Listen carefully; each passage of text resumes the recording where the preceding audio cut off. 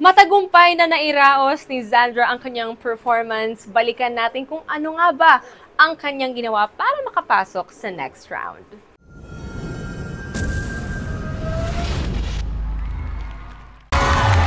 Sandra!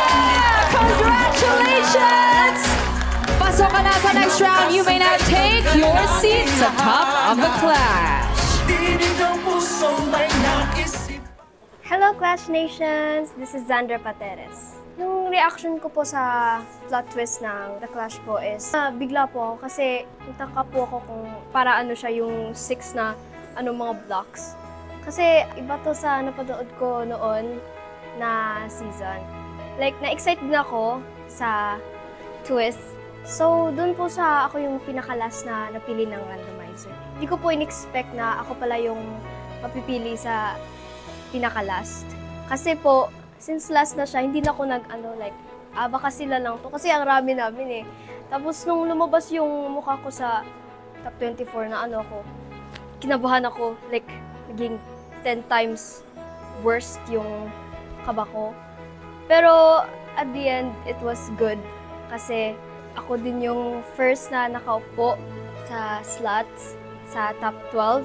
And then, pinili ko po si Kuya Hans po. Dahil po gusto kong patunayan sa sarili ko. Gusto kong ma-challenge yung sarili ko. Kasi si Kuya Hans, magaling din siya. And I wanna challenge myself na kayanin yung laban namin ni Kuya Hans. Yung na-feel ko po nung ako yung first na nakaupo sa slot ng top 12 is masaya po. Kasi ako yung last na tinawag, pero ako yung pinaka-first na nakaupo sa slot.